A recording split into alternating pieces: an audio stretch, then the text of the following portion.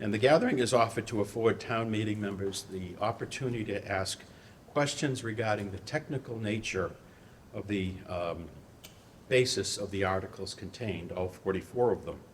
The evening is not intended to debate pros and cons, but make sure everyone who's a member of town meeting thoroughly understands any of the specifics of the various articles. Excuse me. The zoning articles are not easy, as you will, this only has one, I believe. But take time to understand it. Look at all of the material, which we will shortly go through, that has been provided to you. To those town meeting members who came out tonight, all 22 of you, thank you very much for doing so. I take it you all got sworn in while you were here this evening as well, which is great. As many of you know, our elected town meeting is comprised of 240 members, quorum of 121. Congratulations to those recently elected or re-elected. Town meeting members should have received a purple book entitled A Report and Recommendation of the Finance Committee, in addition to several other articles or pieces that we will walk through. The town meeting warrant is annually set by the Board of Selectmen with input from the manager and the various boards and commissions that serve our town. Additionally, at the annual, we have one petition article for consideration and action by town meeting. For tonight, we'll walk through each article and note the explanation provided in the Finance Committee's report. I will not linger on anyone in particular unless you folks have a question. Please note that the article is often written in a pretty basic way, but it's the motion that matters. The language in the motion is what matters. Excuse me. By way of reminder, most of the articles, particularly in this annual town meeting, require a simple majority, with just a few requiring a 2/3 vote. Excuse me. My allergies were great until last week. During town meeting, town meeting members, should you wish to be recognized during the town meeting, just put your hand up. I generally try to start right, left, center, right, left, just bounce back and forth. If you've already spoken and I see a fresh hand, I'll go to the fresh hand, but we'll come back and find you as long as you continually indicate your desire to speak. There'll be a microphone, and if you can't, if your mobility is limited for whatever reason, one will be provided to you. Please have one question and then one follow-up at the most. We'll come back around and get anyone who has a more thorough series of questions. This evening, nice and relaxed. Any questions, just say so. The one thing I would ask before we start through the whole packet is that just please read the articles. Don't overthink it. Don't overthink asking a question. You got a question, just simply raise your hand, ask the question. Simple as that. It's not, we're not pretending we're at the House of Lords or the U.S. Senate in the 1850s. We're a group of people, well, you're a group of people, I'm not a member of town meeting. You're a group of people trying to figure out what's right for your adopted or your longtime hometown. So nice and relaxed. Try to stay focused on the message, and we'll get through the articles in an efficient fashion. So if I could ask that you folks, and I'm going to walk through, you don't have to, but you got a nice package from the town clerk's office. You have the public schools budget from one end to another, up and down. You got a notice for this meeting, as well as the town meeting and the swearing-in processes. And you have various memorandum, which you should take a moment to walk through. I'll get to the bundling in one moment. And then you have all of the particular warrant articles. And then, as I alluded to, when it comes to a land designation, as in the case of Article 34, not a transfer, a designation, and I'll explain why that's important. You'll see a nice graphic so you understand exactly where it is. When I was a member of town meeting, I would take this and go for a ride Sunday morning early with my dog, and we would look at each of the graphics to understand exactly where we were and what was being discussed. You'll see a nice memorandum from the Community Preservation Committee with various recommendations, and then you'll see the communication from the Planning Board regarding Article 38, 39, and 42. And then, of course, the all-exciting Article 42, Construction of Utility Poles, Overhead Wires Bylaw, which is written by Selco. So on the issue of bundling, bundling has been done by some towns for decades. It was just the way they always did business. During COVID, in order to expedite town meetings, the legislature allowed communities to do it in the interim. And then following COVID, Chris Maynor, I believe, brought it to the town meeting to put it in our bylaws. So when you look at your bundling package here in the various colors, this is a simple way to group items that have basically the same characteristics. Each one can be, and likely will be, the subject of individual questions. It's not that, hey, what do you got 1 through 10 or something like that? Not at all. We will work through Articles 1 to 6. Article 7, we've then got a group bundled because they are the related operating budget and funds. But anyone with a question on any of the articles will walk right through. Same thing on the enterprise funds. You'll see solid waste enterprise, sewer, water, stormwater, enterprise. They're all basically the same thing, different accounts. But again, should there be a question on Article 12, we'll still walk through each one. In Articles 15 through 22, again, just a lot of the general business of the town. But anyone who has a question, Article 20, we will walk through that and deal with it. So the whole objective is to ensure fair and thorough debate so that town meeting members feel comfortable voting. And then we get down into 23 through 25. They're kind of sort of different, so they're not bundled. And then we're down through 26, 27, and 28. We did have a little Scrivener's error. On the package you got has 25 in a bundle. We've removed that because it was a different vote. But you'll get this Monday evening when you come here. I'll obviously point it out whenever we get to it as well. And then the other articles we'll just walk through. I do want to point out for you, for those of you who have an interest in the municipal budget, the way we walk through Article 6 is we go page, subject matter, page, subject matter, and we just walk through. And that way, anybody has a question, questions can be asked. Then we'll get to the end of the muni, turn it over to the school department. They'll give their presentation, then we'll come back, any other questions, and then take a vote on the town's operating budget with the school department. So, why don't I would ask you to make sure this weekend you find time to give this a read.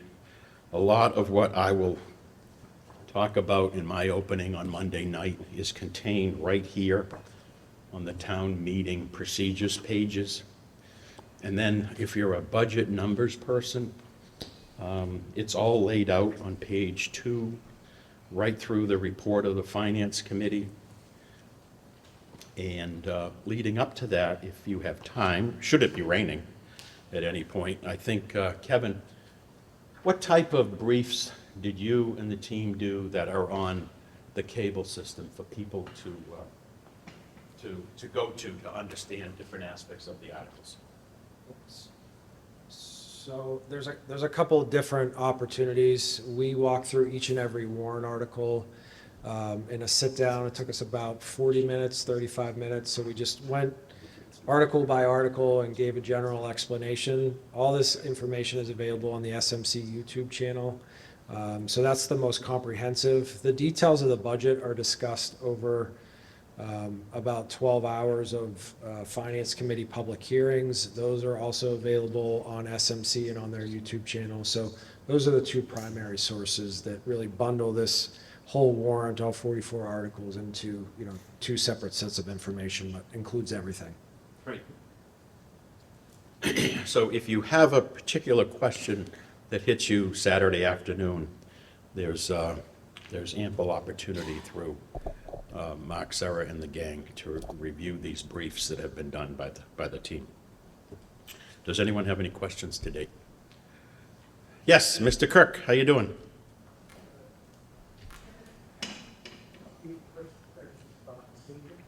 What's that?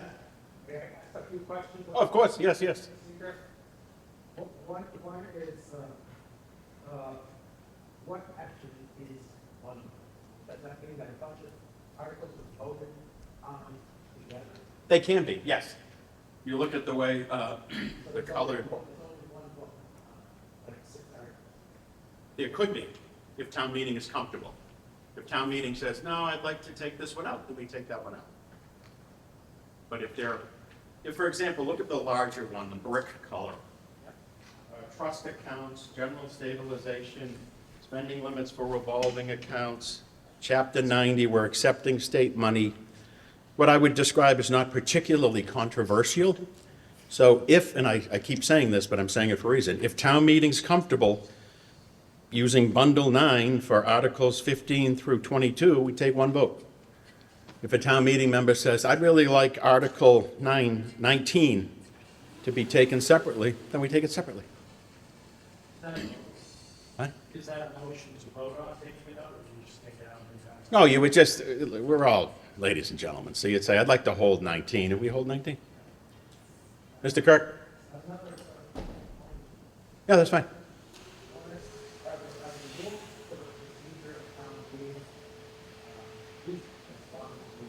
Town meeting time.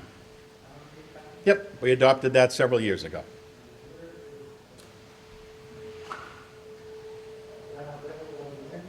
That's available at the library. Yep. Yeah, I put 10 copies there when we made the change. Question is, there's a procedure called moving. Yes, there is.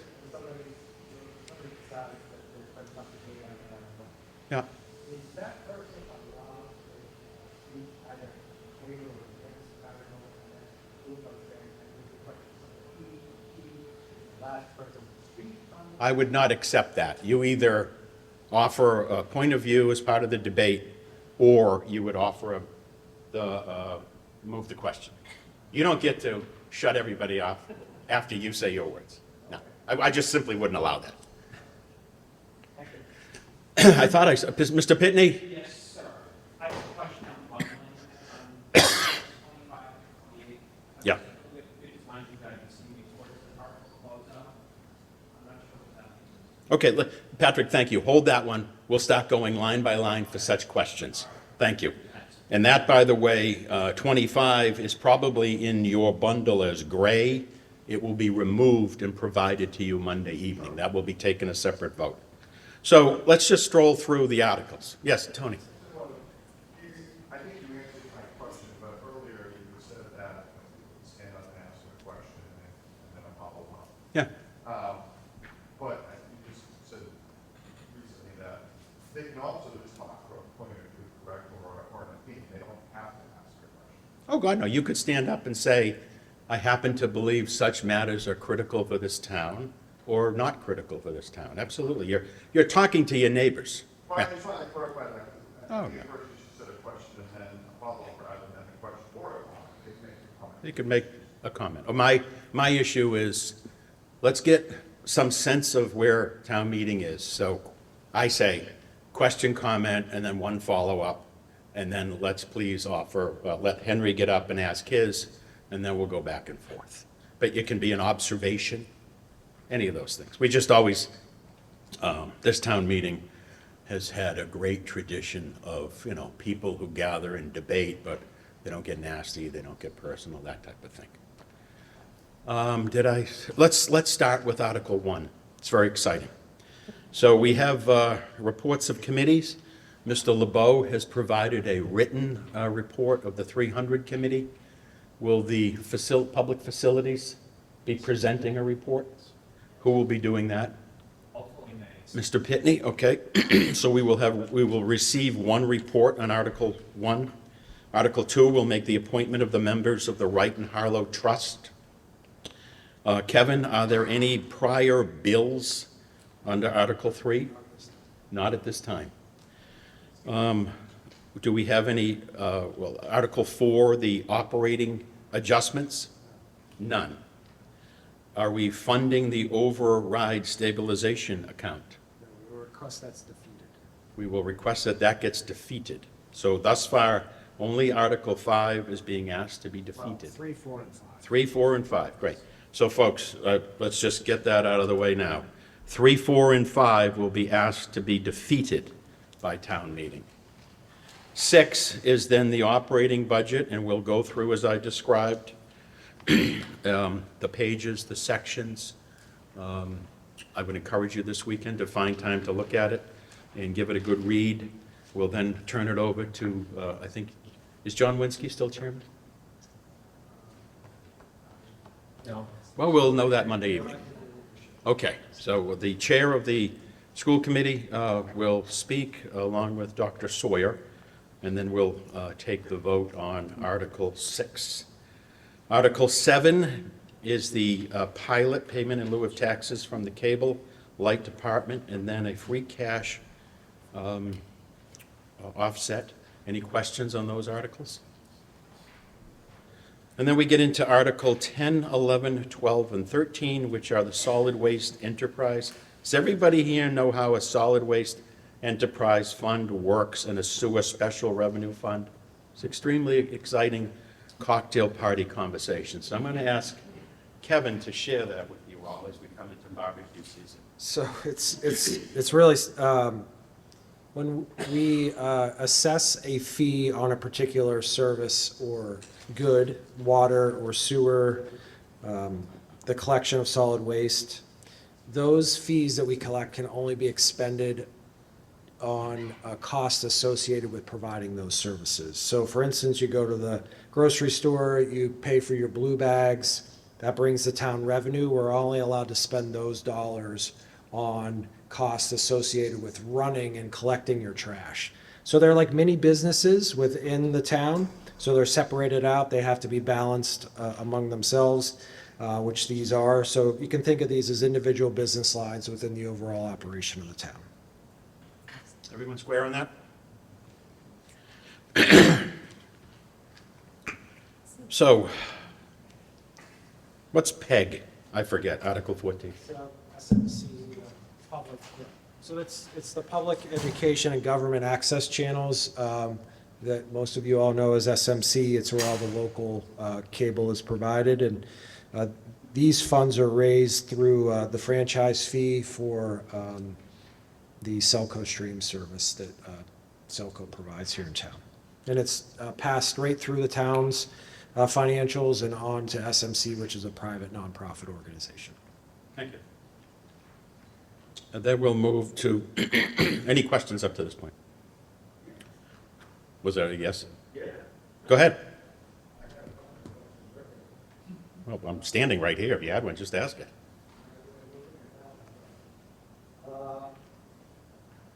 First question is, who nominates and approves, who nominates the right honorable president? How are the nominations made for the Right and Honorable Trust? It's just been the people that have been on it. So the prior trustees and the seated trustees. So the prior trustees decide who is accepted? Yeah, it's a private trust that requires a town meeting vote, but the selection is defined within that agreement. And just like in Article 3, 4, and 5, so the appropriate sum of $1. Right. Because there's no real action to be taken, but the way our bylaws work is that we're not allowed to table an article or move beyond an article without particular action. So we develop a motion for $1 and request that it's defeated. So the outcome is no action is taken, but we can't just pass it. Another dumb question is on Article 6, it says except cell phone. What can we do with something about if cell phone is supposedly a business that's like, the sewer and water and sewer, what are they doing to make their money? It's actually quite different with Selco. So Selco has quasi-independence under the Department of utilities at the state. So we don't approve Selco's budget as town meeting members. The Selco Commission approves it. And there's a whole number of reasons, but it's defined in the general laws. That money that you see right there is Selco passing money to the town to cover their debt that was issued through the town. So it's a pass-through. When the town issues debt on behalf of the electric utility, we're required to pay that, and they give us the revenue that was raised to cover those costs. And one other question concerning the budget, which is that after town meeting approves the budget, is any body or person authorized to alter it thereafter? And are there any restraints on those changes? Yes, let me share that with you all. If we can just, let me pick a budget. Turn to page 17 if you have an opportunity. The Planning and Economic Development Department, just picking a department at random. Town meeting is setting the budget for individual departments at the subtotal level. So subtotal 1, 2, 3 accounts are salaries and wages associated with personal services, it's called under state law. So town meeting is fixing that line item. Town meeting is fixing subtotal 4, 5, 6 line item, and they are inherently fixing the total at the bottom of each department. So the town manager has flexibility within the 1, 2, 3 and within the 4, 5, 6, but money that's positioned within a 4, 5, 6 account cannot be moved to a 1, 2, 3 account. So if we're telling you that we're going to contract for a service and we're going to enter into a contract for that, we can't then use that money to pay an employee's salary. There's 2 exceptions. The first is the Finance Committee, and their budget has a reserve fund. So if any individual line item within the budget is going to run short at these subtotal levels, we will go to the Finance Committee and request that they allow us to use some of the reserve fund to supplement that appropriation. So it's a very small amount. It's $300,000 on $161 million in expenditures, and it's governed under the general laws. It has to be generally unforeseen, unexpected, unanticipated costs that come up throughout the course of the year. Town meeting has the ability to modify this budget in the fall. The biggest exception to that is the school department. When you vote on the school department budget, which is found within your book on page 32, you are only setting the bottom line expenditure amount of $90,339,986.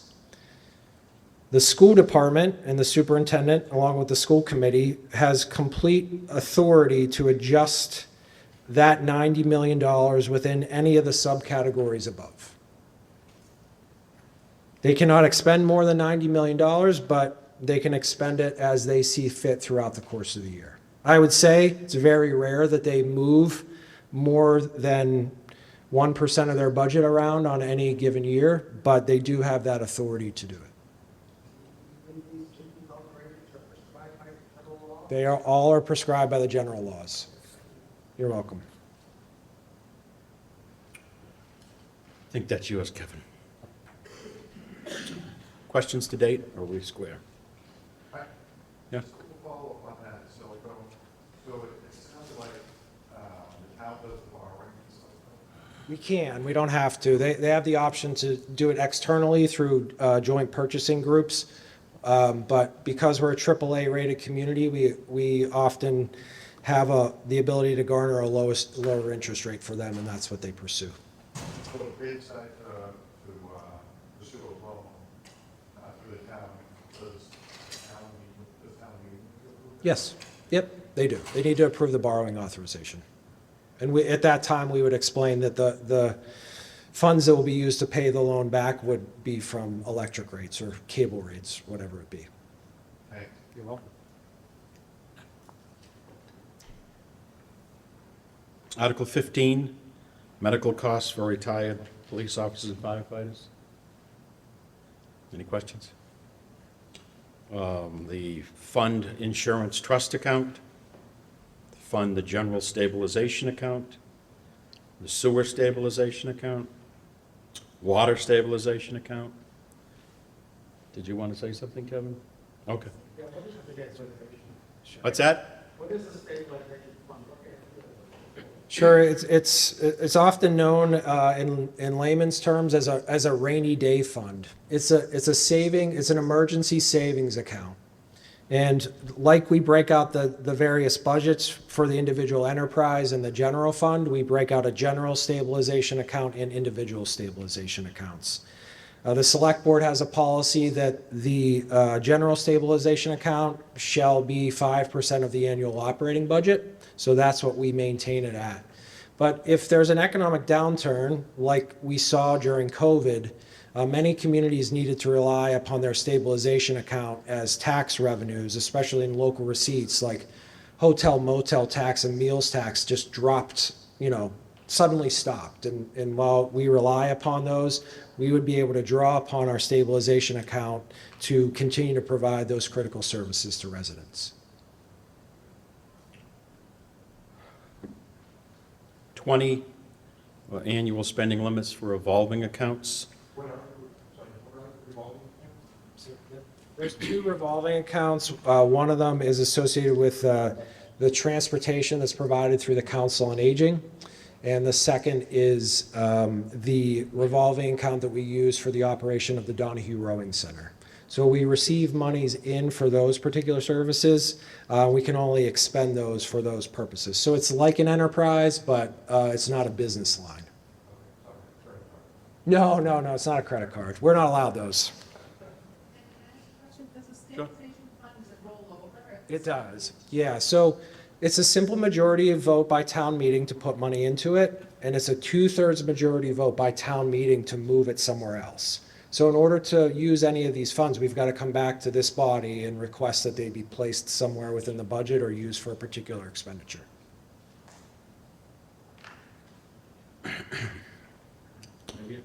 Oh, yes, sir. Just the right Harlem fund, what's that all about? Yep.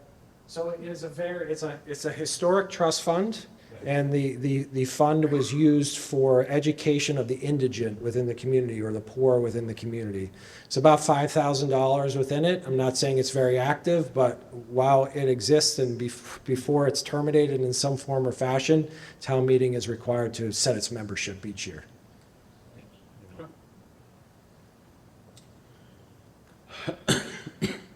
21, accept the state Chapter 90 funds for roadway improvements. 22 is the transfer of funds from the sale of cemetery lots. Kevin, how does that actually happen? So we have two different accounts. So one where we actually receive money when we sell a plot. Right now, that's only happening at the time of death because of the limited space that we have within the current Mountain View Cemetery. When we receive those funds, we transfer them into a perpetual care fund, which you can think of as a trust fund. And that's where we build interest on that, and we expend out of that to maintain the cemetery and just provide. We're obligated to care for that plot of land for eternity, and this is our trust fund that we use to manage those costs over time. Thanks. 23, 24, and 25, funding for lakes, ponds, and waterways, funding for the youth and family counseling services, and the basic capital improvement plan, the general fund. Any questions on those? Yes, sir. First on 23, I understand that they generally adopt money. Correct. And the town's saying, well, you got enough in the account, which is why you can't just, like you said, bypass gas into the fund. Sure. If the town wanted to fund that, would you make a motion for that, or would you just let's say I wanted $35,000 to go? Sure. Yep. How's that? Yeah, you would offer a substitute motion on the floor of town meeting. You'd have to identify a funding source for that, and no, you would do that. You'd Yeah. want it written so that we could look at it in advance. Yeah. Just so everyone knows, we've engaged with the Lake Quinsigamond Commission on this. They have about $80,000 that's available for them to do their work throughout the course of the summer. and that's plenty to get them through. They have a separate administrative buckets of funds. So rather than take money and put it into a fund that's not going to be expended, that's why we're not proposing the use of any Can I money. have one more? Yes, go ahead. 24. I know Shrewsbury Youth and Family Services. They're a private nonprofit, right? Yes, they are. So I'm just curious, can you ask, like, what does that 350 do? Sure. Like, I don't understand. I can tell you, yeah. So the largest portion of that funds 2 mental health clinicians that are solely dedicated to providing services to Shrewsbury residents. And those services, if you know anything about the demand for mental health services in the world right now, most waits are between 6 and 8 months. For Shrewsbury residents through SYSF, it's about 30 days. Then it provides some other general services that benefit the schools, like broader mental health training and programs within the schools, and then some general administrative fees. So we're proposing $350,000. They have a little over $1 million budget. Maybe that's a question I should, maybe it's a comment I should bring up. Sure. I was Yeah. just curious about, like, they take insurance. Not, Massachusetts can't knock out. they don't always take insurance, and I'm not sure that they actually take insurance right now. I will know that answer for Yeah, town because it's like meeting. gas Yep, health and stuff. yep, Because yep. people like recently had gas health and we get the services for free. I was just curious. Yeah, 100%. And just, so the founding of Shrewsbury Youth and Family Services is through a court order against the town of Shrewsbury. Okay. And it requires us to have such an entity, either directly through the town or indirectly through a nonprofit, to provide, I think at the time it was called For Troubled Youth. So it's just any youth in town. Correct. Any family in town. Anything, so Yes, they don't need school. correct, 100%. Yes, Ed? So I think, as I understand the conversation, this is basically helping get help faster. It does. And if they are covered under some insurance, then is there a reimbursement? I do not think SYSF seeks that. Yes. But you can clarify. Yes, I'll get that answer. 100%. Great. Yes, I'm sorry, Chris. Just a procedural question. The warrant is issued by, it's issued by, who is it? Selectmen or the finance? The warrant is constructed by the Board of Selectmen. This is That's the report of the Finance Committee. because a warrant is a public notification of the agenda for the meeting. Yep. It's really binding document, presumably. Yeah. So my matter of procedure, if you propose like substitute motion, Yeah. how do you reconcile that with this requirement that this warrant is what's going to be discussed? Because it's up to town meeting to amend it if they wish to do so. So the Board of Selectmen will move the operative motion, and if someone would like to offer a substitute motion, then we'll deal with that on its own, and then possibly substitute it, or come back to the original, depending on the actions at town meeting. Sure. Not No, an well- not an article. Not an article. A motion. But the motions within. So you have to be within the 4 corners of the 44 articles that are presented, each one. So you couldn't come in and offer an article to create a minor league baseball stadium in town, right?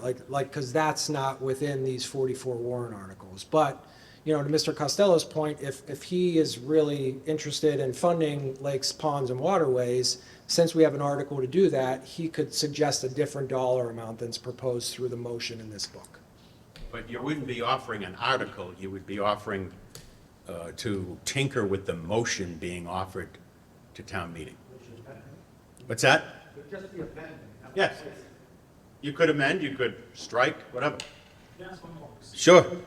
The select board last week, or Monday, which was voted on these, right? It's obviously not in the urgent crisis. Is that, I forgot from the last one, when you presented, you say the select board voted 5-0? I don't.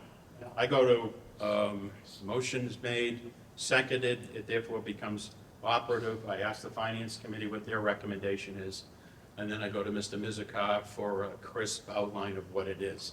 should a member ask, what's the board? Or, for example, a member might email the office tonight asking, geez, it would be great if there was an outline of the votes taken by the board on each one and available to us Monday evening, then the board would react to that.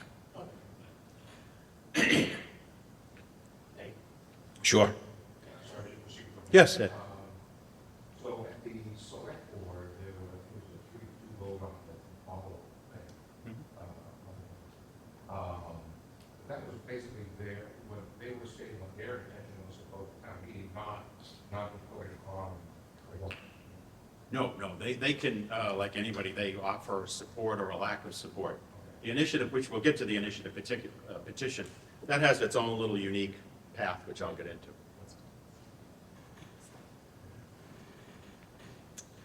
Let's see, we're down to the capital improvement plan, Article 25. Then we'll go into 26, 27, and 28. They require 2/3 votes. And this is various sewer, stormwater, and water articles, some work around town. We're then into Article 29, which is the petition article. Petition articles, if you achieve certain standards, the petition gets on the warrant, regardless of what anybody might think. So the board can't do it. I had to sit with a gentleman a couple of years ago because you can't put an article on, a petition article, that would put the town in legal jeopardy, and inadvertently, that one would have. So, talked to town council, et cetera, explained it to the gentleman, and was quietly ruled out of order, and off we go. But as long as you achieve that standard of the number of registered voters in support, then it goes right on the warrant. I talked to the lead petitioner the other day. They have up to 10 minutes to provide their presentation, and they will do so. They will need a member of town meeting to move the initiative petition and to second it, and then we'll get underway with the debate on that article. Majority, yep. And then, Kevin, this is very exciting, Article 30, to accept the provisions of Mass General Law on account tailings. I'm sure everyone's just embarrassed to ask. So account tailings are basically when the town issues a check and it's never cashed. In that situation, after 90 days, our checks become invalid. But the general laws required us to go through several notification and procedural processes before those funds can be essentially sucked back into the general fund and reused go through free cash. So we are accepting this provision of the general law, which binds us to the process and then allows us to fully recover it. Right now, they're just sitting in an account, a couple $100,000 worth of funds or checks that were never cashed over a couple of decades. We can't do anything until we accept this, and then we provide several rounds of notification through newspapers and other means, and then we'd be able to come back to town meeting and reappropriate those funds. Thank you. As we talked about earlier, within your package is a nice graphic of the peak. I'm sorry, Henry, yes. Just a quick question on revenue. We rely heavily on state aid. If you would mind more about these things, it seems to be a bit of a mystery to me, exactly what it's going to be from year to year. And so I'm wondering in your position, do you get a feel for years out? Yeah. Not just particularly, when do you think based on our plans you could tell how that might fluctuate over the next 3 or 4, 5 years? To be blunt, no. I mean, we're all concerned with the long-term stability of the state finances in general. The town, and I know you didn't ask this, but just to be clear, like the town doesn't receive a lot of direct revenue from the federal government, but the state does, and some of that's billions of dollars a year. So if the federal government begins to claw back on significant programs like Medicaid, then it will have a detrimental impact on the overall finances of the state. The way that the state has positioned this year's budget is rather traditional. A couple percentages increased on unrestricted general aid that comes in to the town. Chapter 90 is held level year over year, and aid for public schools is going up by $150 per student. So that's pretty traditional. I have, we keep a close eye on the state budget. They're not talking much about future years, just really general, like I am tonight, saying if the federal government decides to make a major change in some of the social service programs, then it will have an impact on their budget. So we need to keep our eye on it.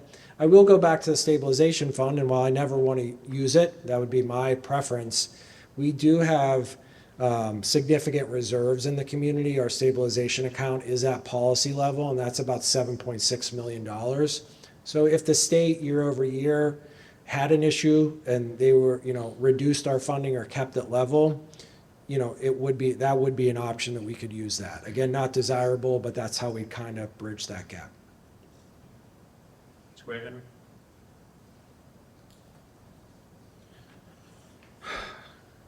Article 31 was that land for Selco that I referenced in the exhibit. That's a designation of land, not a transfer. 32 would create a school building committee for the high school addition and renovation funding. 33, 34, 35, 36, 37 are all CPA-related recommendations, and you will also find a separate memorandum that I referenced earlier going through each project. 38 is amending a zoning bylaw. That's our one zoning item this year, 2/3 vote. Because the Article 39 has to do with housing, it is a simple majority vote. 40 and 41 are related. One would amend the general bylaw of Article 2, Section 10, to allow voting by electronic devices. 41 would fund that activity. Any questions? 42, we would amend the bylaw, construction of utility poles and overhead wires. 43 is the amendment of general bylaws, maintenance of private roadways. And 44 is the amendment of the general bylaw, Section 7 of the Wetlands Protection Bylaw. Sure. Is that like the that's like we do, right? That's correct. Yep. So, so is that, it just replaces whatever was done, or did you strike the last?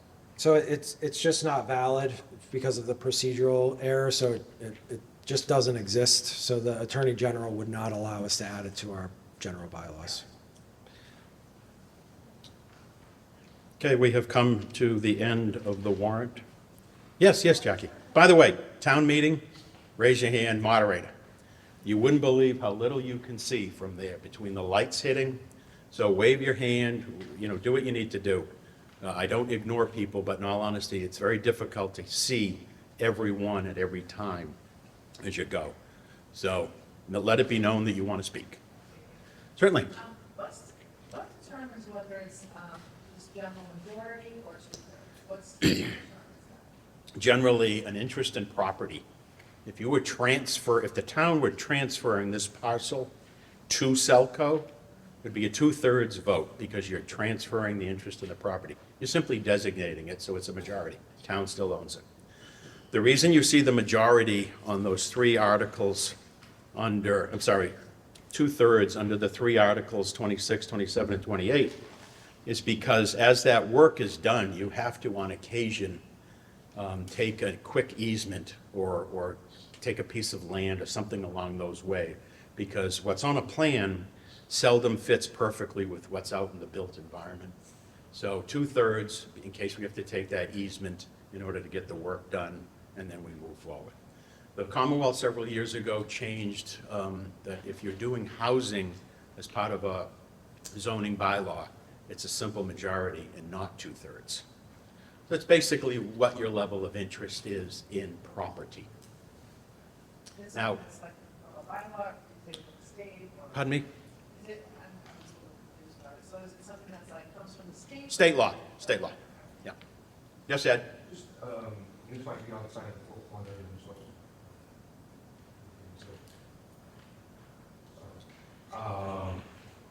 The designation for that land, is there an intended use for that land or something, or? Kevin? So this is a parcel of land where Selco is looking to design and build a new headquarters facility. So, Oh. yeah. And they would fund that entirely because they're like. Yeah, they would fund it through the electric and, Yeah. internet rates, correct. Yes, sir. This might be better for us. But, so why didn't they got that one later in the process? Because a long time before that would be built by any time. So Well, a lot of approval, so. Sure. Why so early in the process? Well, it gives them an understanding that they can rely upon that land before they invest millions in doing design work on it. So if, let's say they brought the designer on and they spent $3 million and then town meeting didn't vote to allow them to use that land for that purpose, that would be a waste of money. And town meeting doesn't have to approve design work, they can just do that up. Correct. But if they borrow, it It comes can back. come through house. It can. It can come through house. They have other mechanisms for doing so. Yep. Yes, sir. And this probably has nothing to do with what we're talking about, but what would they do with their old headquarters? Yeah, and it's to be determined, but they would, anytime, so that's the interesting part about the designation of land as well, is then when the entity is done using it, it's the same for like a public school building. When we built the new Beal School, it was designated for education purposes, so then the school committee controls it until they say they no longer need it for education purpose. Same would happen here with Selco with their existing facilities. It reverts back to the town. So the town continues its ownership without a designation for general municipal purposes. So the town could reuse it for whatever we see fit. That's the municipal drive, is that? on- Yeah, so Selco currently operates out of a portion of the town hall, their operations out of Municipal Drive, and then at Parker Road Preschool, they have the head end, yeah. So it would take all three of those locations and put them into one. Tony? Oh. Go ahead. So their intent is to move their entire operation. Correct. But yeah, in this designation of that land, it doesn't say that, the intent for each of this land is to put their entire operation and free up that building, correct? It just says it intends, it designates the land for the care, custody, and control of Selco. Right. But see, that's the beauty of town meeting, Right. is that you get up and ask, could a representative of Selco please come to the well and ask, what are you going to do with this if we approve the designation? And there you'll get the full brief from, I'm sure whatever he's called, the executive director will be floating around in order to do so. And that could be an amendment to that they agree that if that's designated, that their intent is to. Yeah, except I wouldn't want to muck around, it's a designation, which means you can undesignate it as well. Okay, so if the body chooses to designate based on the individuals or I know obviously the board chairman will be here, I was a longtime town meeting member. If they get down here and say to you, our plans are X, Y, and Z, I would in all honesty say you can take that to the bank. I really would, you get again to amending designations, I'm not sure what that complicates or anything else. So designation is the lightest touch, you're not transferring it to them, you're just designating it.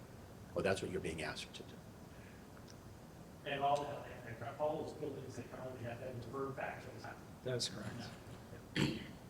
Okay, any further comments, questions, observations? We'll be here early Monday evening in the event anybody has anything.